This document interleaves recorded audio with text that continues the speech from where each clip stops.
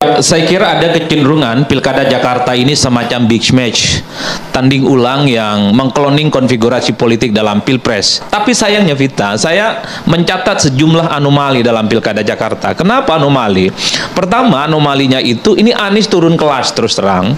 Ini adalah calon presiden, kemudian tanding ulang di Pilgub. Secara grade politiknya ini turun menurut saya. Pilpres aja kalah, gimana Pilgub?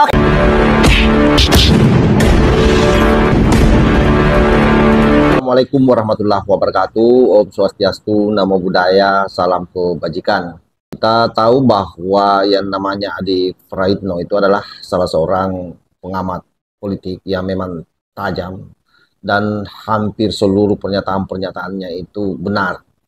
Kali ini dia kembali memberikan penilaian terhadap majunya Anies Baswedan sebagai calon gubernur di DKI Jakarta.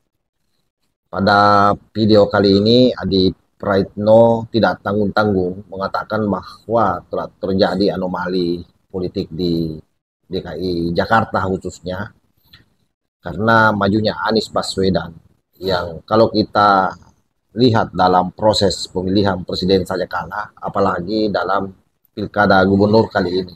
Analisa ini saya kira sangat realistis ya, di mana kita melihat bahwa koalisi Pak Prabowo, Pak Jokowi itu pasti tidak akan melepaskan pemimpin DKI Jakarta. Pasti berharap bahwa orang yang jadi di sana adalah orang yang masuk dalam koalisi besar Prabowo, Pak Jokowi. Kenapa demikian? Karena diakui atau tidak, DKI Jakarta ini adalah merupakan miniatur Indonesia ya. Sehingga seluruh barometer kekuatan besar itu dalam konteks apapun, termasuk dalam konteks politik, saya kira memang di Jakarta. Oleh karena itu, baik Pak Prabowo ataupun Pak Jokowi pasti berupaya keras bagaimana calonnya yang akan menang. Nah, tentu kalau kita bicara calon dari kedua tokoh besar ini sangat tidak mungkin kalau itu Anies Baswedan. Sebab Anies Baswedan adalah merupakan antitesa daripada faksum politik kedua tokoh nasionalis tersebut. Saya kira ada kecenderungan Pilkada Jakarta ini semacam big match, tanding ulang yang mengkloning konfigurasi politik dalam Pilpres, yaitu kubu oposisi dan kubu penguasa. Nah, kubu penguasa per hari ini kecenderungannya itu ingin mengusung Ridwan Kamil untuk bertanding di Jakarta. Gerindra misalnya sudah definitif mengumumkan tertarik untuk mengusung Ridwan Kamil, disusul oleh PAN, bahkan Projo di situ, yang saya kira sebagai instrumen-instrumen yang bisa diukur betapa memang kawan-kawan yang tergabung dalam KIM itu intensinya untuk memajukan Ridwan Kamil. Dan pada saat yang bersamaan misalnya ada Anies Baswedan yang kita sebut sebagai antitesa dari kekuasaan politik hari ini yang sudah secara definitif diusung oleh PKB, kemungkinan besar akan segera bergabung PDIP dan PKS, dan sangat mungkin juga Nasdem ada di dalamnya. Ini kan yang tampak di permukaan. Tapi sayangnya Vita, saya mencatat sejumlah anomali dalam Pilkada Jakarta. Kenapa anomali? Pertama, anomalinya itu ini Anies turun kelas terus terang. Ini adalah calon presiden, kemudian tanding ulang di Pilgub.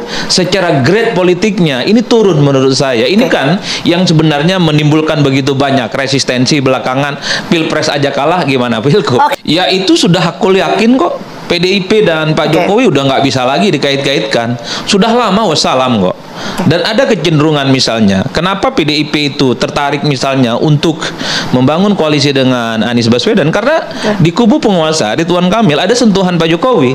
Dan sangat mungkin nanti di kemudian hari RK itu pendampingnya adalah Mas Kaisang. Ini yang sepertinya mendebalkan satu keyakinan di mana ada Pak Jokowi, intensi politiknya ada di situ, maka sepanjang itu juga haram bagi PDIP untuk menjadi bagian dari koalisi. Ini yang akan terulang, Mbak.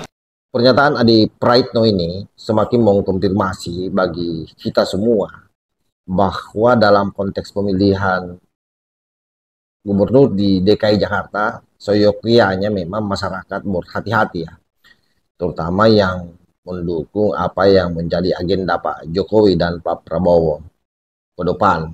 Sebab bagaimanapun juga, sekali lagi DKI Jakarta adalah miniatur daripada negara kesatuan Republik Indonesia, sehingga memang memerlukan pemimpin yang betul-betul bisa senapas dengan presidennya. Sebentar lagi ini kan Pak Prabowo yang memimpin.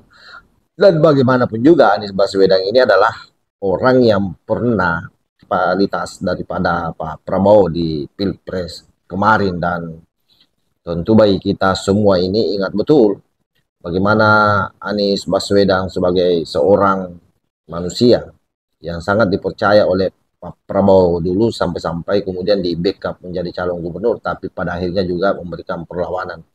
Nah, itulah Anies Baswedan. Jadi sekali lagi Anies Baswedan ini memang kita kenal sebagai orang yang sangat oportunis, memainkan peran-peran apa saja selama itu menguntungkan buat diri dan kelompoknya.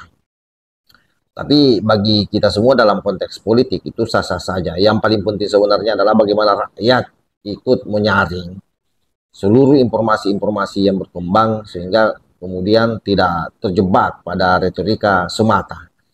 Sebab Anies Baswedan ini adalah orang yang handal memainkan retorika sehingga apapun yang disampaikan kelihatannya benar. Karena itu sampai hari ini surveinya masih tinggi di atas rata-rata kalau kita melihat hasil survei bakal calon gubernur hari ini. Tetapi meskipun demikian, dalam politik apa saja bisa terjadi, dan saya punya keyakinan Pak Prabowo maupun Pak Jokowi dan seluruh koalisinya akan berjuang keras bagaimana memenangkan calon gubernurnya nanti di DKI Jakarta. Wallahul muwaffiq ila aqwamit thoriq. Wassalamualaikum warahmatullahi wabarakatuh.